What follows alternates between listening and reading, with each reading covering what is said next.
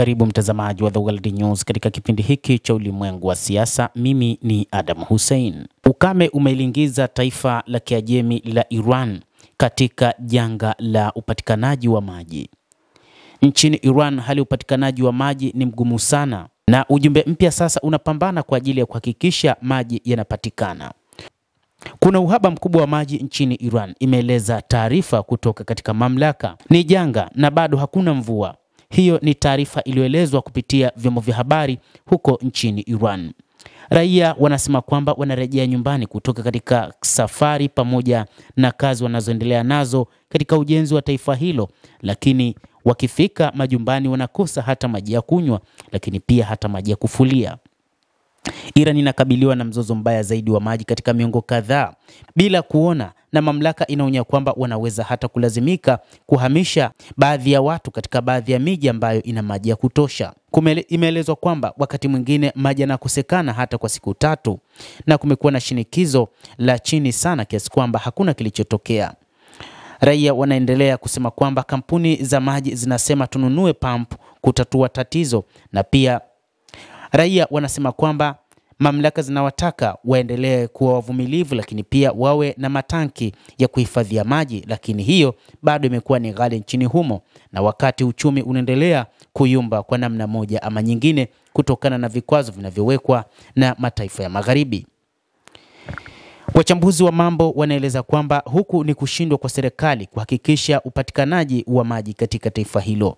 Tehran sasa iko katika mwaka wake wa 6 wa ukame, wakati hali joto inazidi nyuzi joto 122, wakati kiangazi kilisababisha kukatika kwa umeme na kutekelezwa kwa likizo ya umma. Mabwawa ambayo mji mkuu hutegemea kwa ajili ya maji sasa katika 5% tu ya uwezo wao wa kuhifadhi.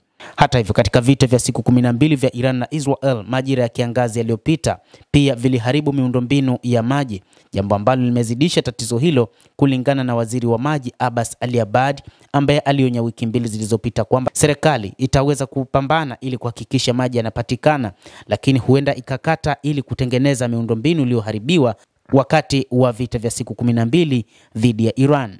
Shirika la habari la Tasnim limeripoti wiki 2 zilizopita kwamba vizuizi vya maji huko Tehran tayari vimeanza.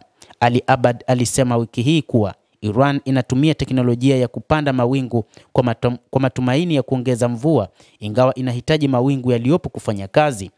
Upandikizaji huo wa mawingu katika bonde la Ziwa Urmia siku ya Jumamosi ni kwamba mkuu wa shirika la maendeleo ya teknolojia ya maji ya anga alieleza kwamba sasa lazima watumie njia hizo ili kuweza kuhakikisha wanapata mvua kwa namna moja ama nyingine. Hata hivyo, Ijumaa ya wiki iliyopita mamia ya wananchi wa Iran walikusanyika katika msikiti katika kaskazini mwa mji mkuu wa Tehran kuomba mvua inyeshe kutokana na uhaba wa mvua uliopita kiwango humo na unaosababisha upungufu mkubwa wa maji.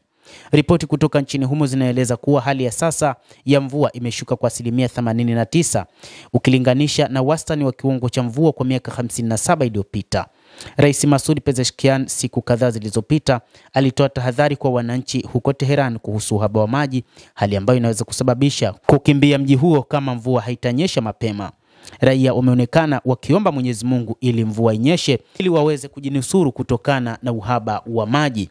Imeelezwa mabwawa 5 yanayosambaza maji ya kunywa katika mji mkuu wa Iran ni bwawa moja tu lenye maji ambayo tayari pia lipo na uhaba wa 8% ya ujazo wake wa kawaida.